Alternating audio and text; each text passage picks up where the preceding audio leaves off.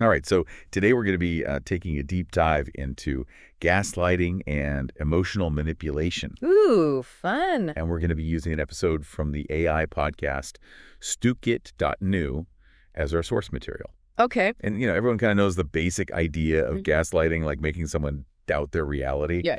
But we're going to go a little bit deeper than that and really unpack how this stuff plays out in real life. Yeah, and I think it's important to note that a lot of people think about gaslighting as something that happens in really, overt and dramatic ways.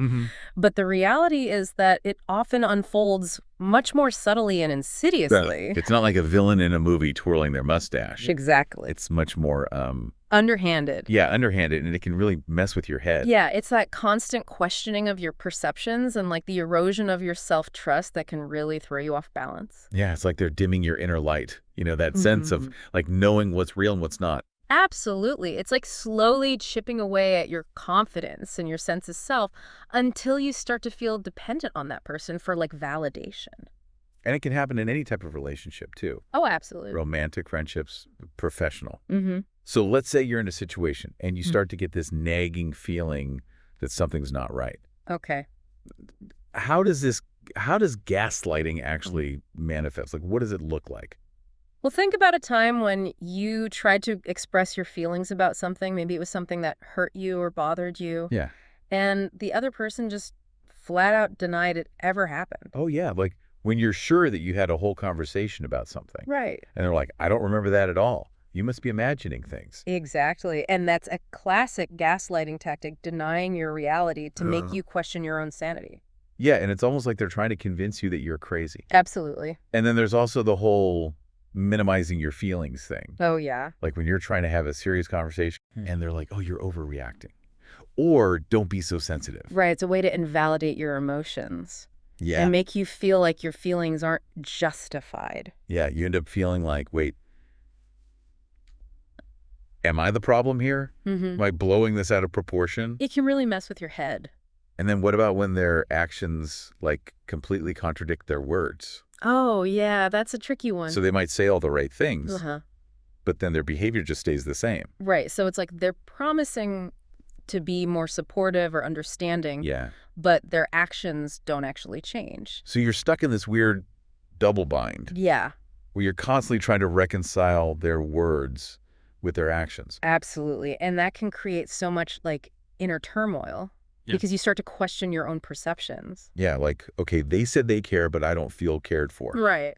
And then there's the isolation tactic. Oh, yeah. I've noticed that a lot of manipulators, they try to isolate their victims from their support systems. It's about control. Yeah. They want you to be solely reliant on them for right. emotional support and validation. So it's like they're building this little bubble around you. Yeah. Where their version of reality is the only one that matters. Exactly. They might even try to plant seeds of doubt about your friend's intentions. Yeah. Or create drama that makes you feel like you can't trust anyone but them. So we've got denial, minimizing conflicting actions, and isolation. What's the fifth tactic? Okay, so this one's a little bit sneaky because it often comes disguised as care or concern. It's like the backhanded compliment or the seemingly helpful criticism that's actually designed to undermine your confidence. Oh, yeah. When someone says, I'm just trying to help you improve, but it feels more like a put down. Exactly. Yeah. It's a way to chip away at your self-esteem Right. and make you question your abilities. They're subtly planting these seeds of self-doubt, making you question everything you do and say, And that's when the real damage starts to happen. yeah, Because when you doubt yourself, it becomes that much easier to manipulate you. this is getting pretty heavy. Yeah. I'm already feeling the anxiety creeping in. I know. So let's take a step back for a second Okay. and talk about the emotional impact of all this. Okay. What does it actually do to a person? Well, imagine constantly second-guessing yourself. Yeah. Never quite trusting your own judgment. That's what it feels like to be on the receiving end of gaslighting. It's exhausting. Yeah, it erodes your self-esteem, Mm-hmm. makes you anxious and insecure, Yeah, and can even lead to social isolation. because you start to feel like you can't trust anyone, Right. not even yourself. Exactly. And in some cases, it can even lead to more serious mental health issues, Absolutely. like depression or PTSD. It's not something to take lightly. Not at all. So let's shift gears a little bit. Okay. Now that we've identified the problem, Let's talk about solutions. So what are some concrete steps that we can take to counteract gaslighting and protect ourselves from these manipulators? So the first and most important step is to acknowledge what's happening. Okay. It's not about you being too sensitive or imagining things. Right. It's important to name it. So step one, call it out. Yeah. Don't let them gaslight you into thinking that it's all in your head. Exactly. And once you've acknowledged it, the next step is to trust yourself. Okay. Your instincts are telling you something's off for a reason. Easier said than done. I know, Yeah. but it takes effort to rebuild that self-trust. Yeah. But it's possible. So how do we do that? One practical tip is to keep a journal. Sure. Write down events and conversations as they happen. So you're creating your own external record Yeah. of what actually happened. Exactly. And that can be really helpful when you start to doubt yourself. Okay, I like that. Mm. And then don't underestimate the power of seeking external validation. Yes. Talk to trusted friends, family members, or a therapist. They can offer a different perspective. Okay. And help you see things more clearly. Because sometimes when you're in it, Yeah. it's hard to see the forest for the trees. Absolutely. And it's crucial to set boundaries. Yes. Be very clear about what you will and will not tolerate. If someone's constantly denying your reality or minimizing your feelings, Yeah. you can say something like, I'm not going to continue this conversation Yeah. if you're not going to acknowledge what I'm saying. So you're standing your ground. Exactly. You're refusing to engage in their manipulative games. Right. Okay, so we've got acknowledge, trust yourself, Mhm. seek external validation, and set boundaries. Yep. What's the fifth step? So this one is the toughest, Okay. but sometimes it's the only way to truly protect yourself. Okay. And that is, if the gaslighting persists despite your best efforts, Yeah. you might need to exit the relationship. I can see how that would be really difficult. Yeah, especially if there's love or history involved. But sometimes walking away is the healthiest thing you can do. Cool. It's about saying, I respect myself enough to walk away from a situation that's no longer serving me. And you deserve to be in relationships where you feel safe, Absolutely. respected, and valued. Yes, and if someone is constantly trying to undermine your reality, Yeah. that's a clear sign that it's time to move on. So it's about reclaiming your power and your sense of self. Exactly. It's about refusing to be a victim and choosing to live in a reality where you trust your instincts and your perceptions. Okay, so we've covered a lot of ground here with gaslighting. Yeah. But before we move on, Okay. I want to touch on another form of manipulation Okay. that often goes hand in hand with gaslighting, All right. and that is conflict-driven manipulation. Oh, yeah. Those people who just thrive on drama and chaos. Exactly. Yeah. So let's talk about why some people intentionally create conflict. Okay. What's the motivation there? Well, in many cases, it boils down to a need for control. They might be insecure, Yeah. afraid of vulnerability, or simply enjoy feeling like they have the upper hand. So it's less about resolving the conflict Yeah. and more about using it to their advantage. Exactly. They might provoke arguments over the smallest things. I know those types. Right? So it's like they can't stand to see everyone getting along peacefully. You just have to stir the pot, And create drama. and then there's blame shifting, Oh, yeah. where they use your emotional response Mm-hmm. to justify their own hurtful actions. Right. It's a classic way to turn the tables Yeah. and make you feel like you're the problem. Like when you confront a friend about their lateness, Uh-huh. and instead of apologizing, they turn it around on you and say that you're uptight and controlling. Exactly. It's a way to deflect responsibility Yeah. and keep you on the defensive. And by keeping you in that constant state of chaos and conflict, they maintain that sense of power and control over the situation. It's a really unhealthy dynamic. For sure. And just like gaslighting, conflict-driven manipulation can have a devastating impact on the victim's emotional well-being. Absolutely. It's exhausting to be constantly on edge, Yeah. never knowing when the next attack is coming. Right. And it can really chip away at your self-worth and your ability to trust others. And the long-term effects can be significant. Yeah. Damaged self-esteem, anxiety, depression, Yeah. difficulty forming healthy relationships in the future. So we've got a pretty good understanding now of why people might engage in conflict-driven manipulation. But what can we do to protect ourselves from these types? Well, just like with gaslighting, it all starts with awareness. Okay. Recognizing the patterns, understanding the tactics, that's the first step towards breaking free. Okay, so once we've identified the problem, Yeah. what are some practical strategies we can use to build resilience and navigate these tricky relationships? That's a great question, and that's exactly what we'll be unpacking in part 2 right after this. Stay tuned. Talk a lot about recognizing the signs of manipulation, but what about the aftermath? Right. How do you even begin to rebuild your life? Yeah. When someone has systematically dismantled your sense of self. It's like, okay, the manipulator's gone, the smoke is cleared. Right. But now you're standing in the rubble. Yeah. And you're like, where do I even begin to pick up the pieces? Well, the first step is acknowledging the impact. Okay. It's so easy to minimize what you've been through, especially if the manipulation was really subtle or disguised as care. Mm-hmm.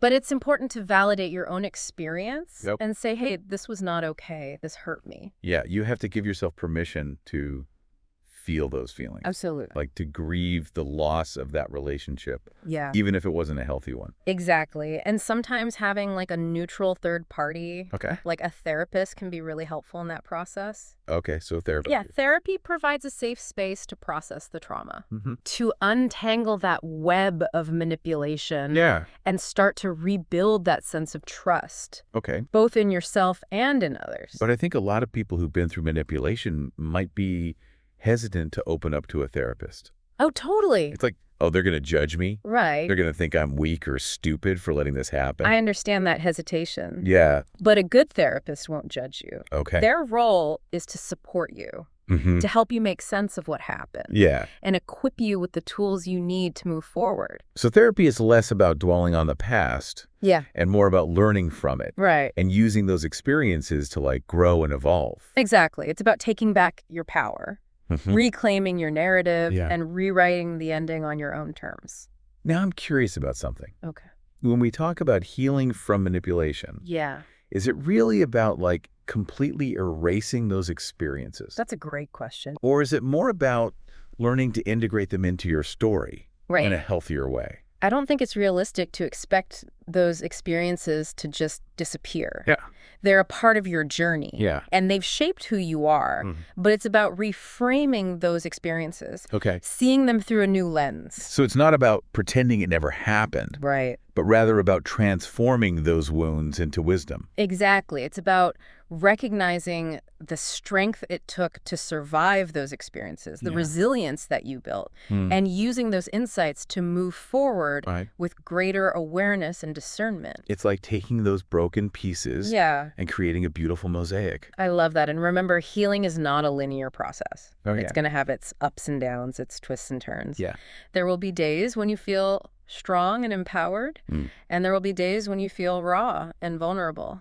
So be patient with yourself. Yes. Allow yourself to feel those feelings and celebrate those small victories along the way. Absolutely. And don't be afraid to lean on your support system. Oh, yeah. Surround yourself with people who love and support you, who believe in you, and who create a safe space for you to be yourself. Because true friends, true loved ones, they're not going to judge you for what you've been through. Right. They'll be there to hold your hand, to listen without judgment, and remind you of your strength and your worth. And there are other resources available, too. Oh, for sure. Like support groups, online communities, books, podcasts. Absolutely. There's a wealth of information and support out there. And just knowing that you're not alone, that other people have walked this path and come out stronger on the other side, that can be so empowering. It is. Now, we've talked about therapy, we've talked about support systems, but there are also things that you can do on your own to aid in the healing process. Okay, like what? Things like journaling, mindfulness exercises, even creative outlets can be powerful tools for processing emotions. I love that you mentioned creative outlets. Yeah. Because sometimes words just aren't enough. Right. To express the depth of what we've been through. Absolutely. Whether it's painting, dancing, writing music, finding those creative channels can be so therapeutic. So true. Yeah. It's interesting. We often talk about manipulation as something that thrives in secrecy. But healing thrives in the light. Yes. It's about bringing those experiences out of the shadows. Yeah. Sharing your story and connecting with others who understand. Because when we share our stories, we break the cycle of shame and silence. Yeah. We empower ourselves and we empower others. And we start to create a world where manipulation is no longer able to thrive. Exactly. Because we've brought it out into the open and exposed it for what it is. Love it. Okay, so we've talked about recognizing the red flags. We've talked about healing and recovery. Right. But now I want to talk about building those emotional fortresses. Setting those boundaries that make manipulators go, nope, not messing with this one. Yes, I love this shift from defense to offense. Right? So it's about reclaiming your power. Yes. It's about deciding who gets access to your energy, your time, your heart. Exactly. But setting boundaries can be really tough. It can be. Especially if you're a people pleaser. Yeah. Or you're afraid of confrontation. Right. It's like, oh, but what if they get mad? Yeah. What if they reject me? Exactly. Those are valid fears. Yeah. But remember, a true friend, a healthy partner, will respect your boundaries. Okay. Even if they don't always agree with them. So how do we actually do this? Okay. Like, what does setting a boundary look like in real life? Okay. First, identify the behavior that's crossing the line. Okay. What is it that's making you feel uncomfortable, disrespected, or manipulated? Okay, so let's say someone constantly interrupts me when I'm talking. Okay. And it makes me feel like my thoughts and opinions don't matter. Perfect example. Yeah. Now communicate that boundary clearly and directly. Okay. You can say something like, I've noticed you often interrupt me when I'm speaking. I would appreciate it if you could let me finish my thoughts before sharing yours. Short, sweet, to the point, I like it. Right. But what if they try to argue with me or guilt trip me? That's where consistency comes in. Okay. Reiterate the boundary calmly and firmly. So it's not about engaging in a debate. Right. It's about standing your ground. Exactly. And if they continue to disrespect your boundary, you might need to take a step back from the relationship. Okay. This could mean limiting contact, taking a break, or even ending the relationship altogether. And I think that's where a lot of people struggle. Yeah. Like that idea of walking away from someone. Right. Especially if they have love or history involved. It's definitely not easy, but sometimes it's the healthiest and most loving thing you can do for yourself. Okay. You're essentially saying, I respect myself enough to walk away from a situation that's no longer serving me. That's a powerful message. It is. Both to yourself and to the other person. Absolutely. And remember, setting boundaries is an ongoing process. Yeah. It's not a one-time thing. Right. You might need to adjust your boundaries as your relationships evolve or as you learn more about what you need and deserve. So it's about being flexible. Yeah. Paying attention to your own needs and advocating for yourself. Absolutely. In a way that's both assertive and compassionate. You got it. Now let's talk about communication. Okay. How do we communicate in a way that's assertive without being aggressive? Yeah, because I think a lot of people, especially those who've been in manipulative relationships, might struggle with finding that balance. For sure. Like they might swing from being overly passive to being overly aggressive. Yeah, and neither extreme is really healthy. No. Yeah. So what are some key ingredients for assertive communication? Well, the first is clarity. Okay. Be clear about what you want to say and how you feel. Don't beat around the bush or sugarcoat things. So no more passive-aggressive Post-it notes on the fridge. Exactly. Direct communication is key. Okay. But it's also important to be respectful. Okay. Even when you're disagreeing or expressing frustration, you can do so in a way that honors the other person's perspective. It's like that saying, you can disagree without being disagreeable. Precisely. And finally, remember to listen actively. Okay. Communication is a two-way street. Right. Pay attention to what the other person is saying, both verbally and non-verbally. Try to understand their point of view, even if you don't agree with it. So it's not just about getting your point across. Right. It's about truly engaging in a dialogue. Yeah. Creating a space for mutual understanding. You got it. Now let's talk about building healthy relationships. Okay. After all, we've been through the trenches of manipulation. Right. So how do we make sure we're creating connections that are based on mutual respect, trust, and genuine affection? Yeah. I think a lot of people who've experienced manipulation might be a little gun-shy about opening up again. Oh, for sure. It's like, okay, I've learned to spot the bad apples. Yeah. But how do I actually find the good ones? Right. And once I do, how do I build trust and intimacy without that fear of getting hurt again? Well, it starts with knowing your worth. Okay. Remember, you deserve to be in relationships where you feel safe, valued, and respected. Don't settle for anything less. I love it. Know your worth, set boundaries, trust your gut. Yes. It's like the holy trinity of healthy relationships. It really is. And another important ingredient is open and honest communication. Okay. Be willing to share your thoughts and feelings, your hopes and fears with the people you care about. But what if you're not used to communicating that openly? Right. What if you've spent years like walking on eggshells, afraid to say the wrong thing? Start small. Okay. Practice expressing yourself in low-stakes situations, maybe with a trusted friend or family member. The more you practice, the more comfortable it will become. Okay. And remember, it's a two-way street. Be willing to listen to the other person's perspective as well, even if you don't always agree. So it's about creating that safe space where both people feel heard and understood. Exactly. And another key ingredient is mutual respect. Okay. Respect for each other's opinions, beliefs, and boundaries. Because healthy relationships aren't about trying to change each other or force each other into a mold. Exactly. It's about accepting each other for who you are, flaws and all. Yes. And that acceptance. Yeah. That feeling of being seen and loved for who you truly are. That's where that deep sense of trust and intimacy comes from. It's like that feeling of finally being able to exhale. To let your guard down, just be yourself. Exactly. And that feeling, that sense of belonging and connection. Yeah. That's what makes life worth living. So true. Now, I know we focused a lot on the negative aspects of relationships. The manipulation's red flags. Yeah. But I want to end on a positive note. Okay. Because despite all the darkness out there, there's also so much light. Absolutely. There are good people out there. Yes. People who are capable of loving and respecting you in the way that you deserve. For sure. And you know what? Sometimes finding those people means letting go of the ones who aren't good for you. It does. I mean, saying goodbye to those toxic relationships that are draining your energy and dimming your light.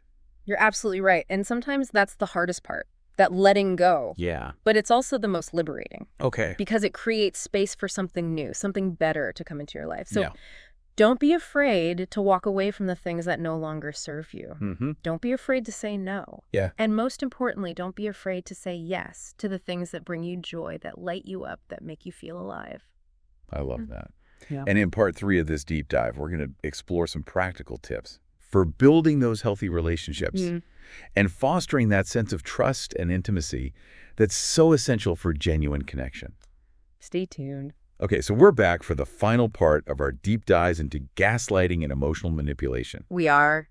And I'm excited for this part. Me too. Because, you know, we've talked about the dark side, we've talked about the red flags, the healing process. Right. But now we're going to talk about building those healthy relationships. Yes, and you deserve to be surrounded by people who lift you up, not tear you down. Absolutely. Yeah.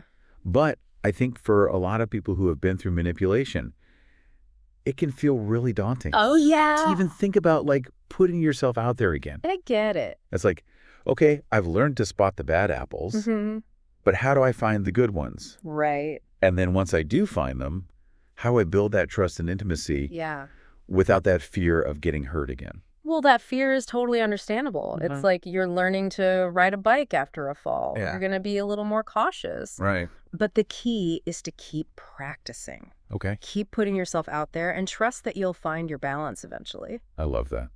Okay. So what are some practical steps that we can take to build those healthy, fulfilling relationships? Well, first and foremost, it's about knowing your worth.